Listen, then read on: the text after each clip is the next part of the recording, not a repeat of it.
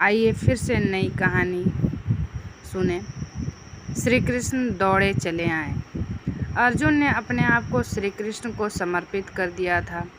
अर्जुन होता हुआ भी नहीं था, इसलिए कि उसने जो कुछ किया अर्जुन के रूप में नहीं, श्री कृष्ण के सेवक के रूप में किया। सेवक की चिंता स्वामी की चिंता बन जाती है। अर्जुन का युद्ध अपने ही पुत्र बब्रुवाहन के साथ हो गया, जिसने अर्जुन का सिर धड़ से अलग कर दिया और कृष्ण दौड़े चले आए। उनके प्रिय सखा और भक्त के प्राण जो संकट में पड़ गए थे। अश्वमेध यज्ञ का घोड़ा बब्रुवाहन ने पकड़ लिया और घोड़े की देखभाल की जिम्मेदारी अर्जुन पर थी। बब्रुवाहन ने अपनी माँ चित्रांगदा को वचन दिया था कि मैं अर्जुन को युद्ध में परास्त कर दूंगा, क्योंकि अर्जुन चित्रांगदा से विवाह करने के बाद लौटकर नहीं आया था और इसी भी चित्रांगदा ने बब्रुवाहन को जन्म दिया था। चित्रांगदा अर्जुन से नाराज थी। उसने अपने पुत्र को यह तो कह दिया था कि तुम्हें अर्जुन को प्राप्त करना है, लेकिन यह नहीं बताया कि अर्जुन ही तुम्हारा पिता है। और बब्रुवाहन मन में अर्जुन को परास्त करने का संकल्प लिए ही बड़ा हुआ। शस्त्र विद्या सीखी, कामाख्या देवी से दिव्य बाण भी प्राप्त किया अर्जुन के वध के लिए। और अब बब्रुवाहन ने अश्वमेध के अश्व को पकड़ लिया तो अर्जुन से युद्ध असंभावी हो गया। भीम को बब्रुवाहन ने मूर्छित कर दिया और फिर अर्जुन और बब्रुवाहन का भीषण संग्राम हुआ। अर्जुन को परास्त कर पाना जब असंभव लगा तो बब्रुवाहन ने कामाख्या देवी से प्राप्त हुए दिव्य बाण का उपयोग कर अर्जुन का सिर धड़ से अलग कर दिया। श्री कृष्ण को पता था कि क्या होने वाला है, और जो श्री कृष्ण को पता था वही हो गया। वे द्वारिका से भागे भागे चले आए। दाऊ को कह दिया, देर हो गई तो बहुत देर हो जाएगी, जा रहा हूँ। कुंती विलाप करने लगी, भाई विलाप करने लगे। अर्जुन पांडवों का बल था, आधार था, लेकिन जब अर्जुन ही ना रहा तो जीने का क्या लाभ। माँ ने कहा, बेटा तुमने बीच मझधार में यह धोखा क्यों दिया। माँ बच्चों के कंधों पर इस संसार से जाती है और तुम मुझसे पहले ही चले गए। यह हुआ कैसे, यह हुआ क्यों। जिसके सखा श्री कृष्ण हों, जिसके साथी श्री कृष्ण हों, वो यूं निष्प्राण धरती पर नहीं लेट सकता, पर यह हो कैसे गया। देवी गंगा आई, कुंती को कहा, रोने से क्या फायदा, अर्जुन को उसके कर्म का फल मिला है। जानती हो अर्जुन ने मेरे पुत्र भीष्म का वध किया था धोखे से। वह तो अर्जुन को अपना पुत्र मानता था, पुत्र का ही प्यार देता था, लेकिन अर्जुन ने शिखंडी की आड़ लेकर मेरे पुत्र को बाणों की शैया पर सुला दिया।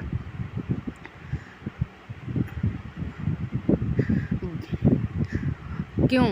भीष्म ने तो हथियार नीचे रख दिए थे।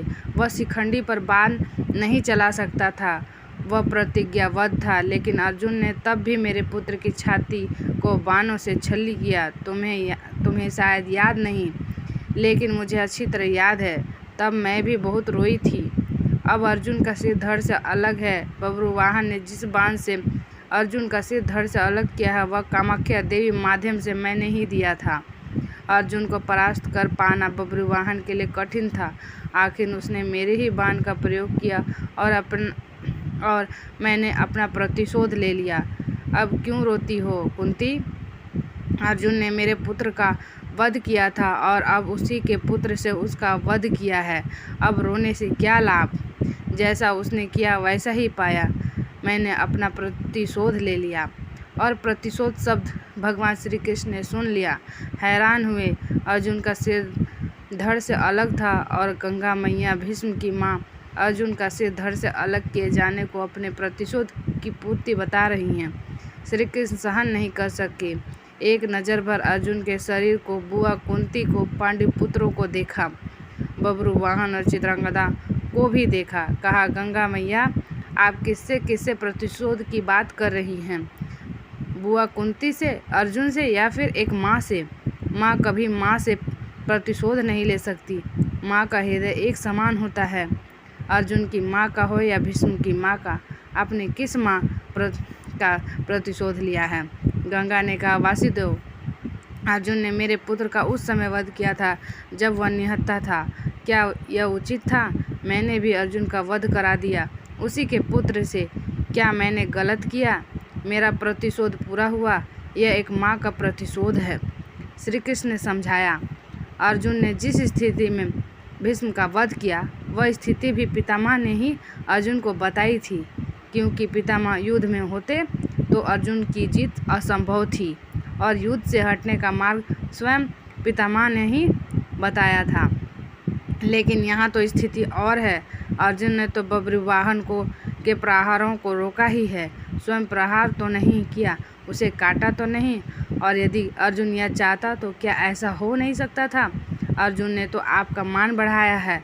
कामाख्या देवी द्वारा दिए गए आपके ही वाण का प्रतिशोध लेकर आपने पितामह का, अपने पुत्र का भी भला नहीं किया। क्या? गंगा दुविधा में पड़ गई। श्री कृष्ण के तर्कों का उसके पास जवाब नहीं था। पूछा, क्या करना चाहिए? जो होना था सो हो गया, आप ही मार्ग सुझाइए। श्री कृष्ण ने कहा, आपकी प्रतिज्ञा पूरी हो गई। उपाय तो किया ही जा सकता है, कोई रास्ता तो होता ही है। जो प्रतिज्ञा आपने की है वह पूरी हो गई।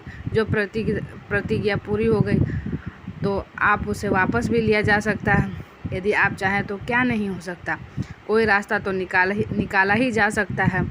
गंगा की समझ में बात आ गई और माँ गंगा ने अर्जुन का सिर धड़ से जोड़ने का मार्ग सुझा दिया। यह कृष्ण के तर्कों का कमाल था।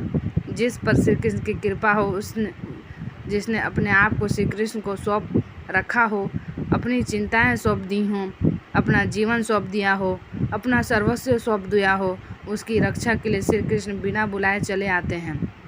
द्वारिका से चलने पर दाऊ ने कहा था, कान्हा, अब अर्जुन उसके पुत्र के बीच युद्ध है, कौरवों के साथ नहीं, फिर क्यों जा रहे हो? तो कृष्ण ने कहा था, दाऊ, अर्जुन को पता नहीं है कि वह जिससे युद्ध कर रहा है वह उसका पुत्र है, इसलिए अनर्थ हो जाएगा और मैं अर्जुन को अकेला नहीं छोड़ सकता।